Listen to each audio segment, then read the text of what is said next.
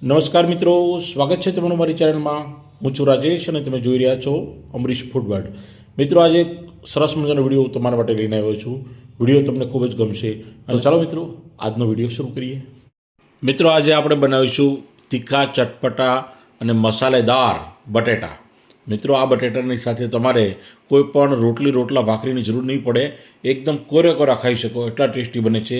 એક કડાઈમાં 1 ચમચો તેલ લીધું છે અને એમાં આપણે એડ કરીશું અડધી ચમચી રાઈ.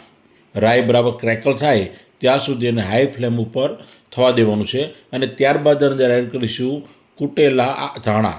આખા ધાણાને બરાબર આપણે વાટી લીધા છે અને એને આપણે એડ કરી દેવાના છે. હવે ગેસની ફ્લેમ લો કરી દેવાની છે અને ત્યારબાદ લીલા તીખા મરચાં 4 થી 5 નંગ એડ કરવાના છે. ત્યારબાદ થોડી હિંગ એડ કરવાની છે અને હવે અડધી ચમચી હળદર પાવડર એડ કરવાનો છે. અને હવે એડ કરીશું બાફેલા બટેટા. 500 ગ્રામ બટેટાને આપણે 2 કલાક પહેલાં બાફી લીધા છે અને ત્યારબાદ છાલ ઉતારીને ઠંડા થવા દીધા છે. ગરમા ગરમ બાફેલા બટેટાનો ઉપયોગ કરવાનો નથી. બિલકુલ ઠંડા થઈ જાય ત્યારબાદ જ એને આ રેસીપીમાં ઉપયોગ કરવાનો છે. તો જ આપણું આ બટેટાનું શાક ટેસ્ટી બનશે અને ખાવાની ખૂબ મજા પડશે મિત્રો. ગરમ બટેટા નાખવાથી શું થાય છે મિત્રો કે બટેટા એકદમ ચીપચીપા અને એકદમ મેશ થઈ જાય છે. અને હવે આપણે એડ કરીશું શેકેલું જીરું અને કાળા મરીનો પાવડર. ખૂબ જ ટેસ્ટી લાગે છે મિત્રો. અને હવે એડ કરીશું અદરક, એટલે કે આદુને આ રીતે છીણીને અથવા વાટીને એડ કરી દેવાનું છે. અને આ એકદમ મસાલેદાર બટેટા તમે એકવાર જ બનાવશો ને તમારી ફેવરિટ ડિશ બની જશે મિત્રો. અને આમાં આપણે લાલ મરચું પાવડર એડ કરવો હોય તો કરી શકાય છે, પણ હું અત્યારે લાલ મરચું પાવડર એડ કરતો નથી. તમે ચીલી ફ્લેક્સ પણ એડ કરી શકો છો.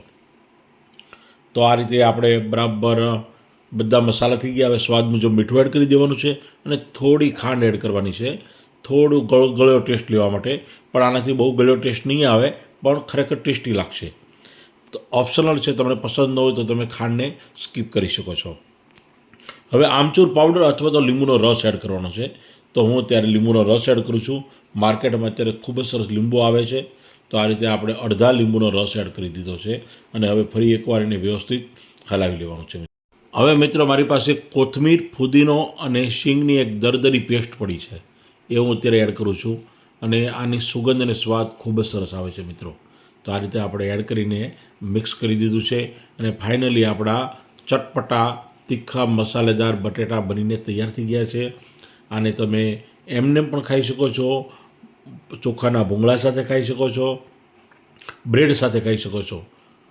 પણ લાગે છે ખૂબ જ ટેસ્ટી મિત્રો. તો તમે જરૂરથી બનાવજો. લગ્ન પ્રસંગ કે પાર્ટી ફંક્શનમાં તમે કદાચ આવા બટેટા ટેસ્ટ કર્યા હશે. અને ભાવનગર આવો તો ભાવનગરમાં ઘણી જગ્યાએ આવા તીખા બટેટા મળે છે. તો મિત્રો, તમને મારો વિડીયો ગમ્યો હોય તો મારા વિડીયોને લાઇક કરજો. વધારે ગમ્યો હોય તો સબસ્ક્રાઈબ કરજો. અને આથી પણ વધારે ગમ્યો હોય તો તમારા તમામ મિત્રોને આપણો વિડીયો શેર કરજો. તો આવી જ રીતે આપણે મળતા રહીશું નવા વિડીયો સાથે. જય હિન્દ, જય ગરવી ગુજરાત.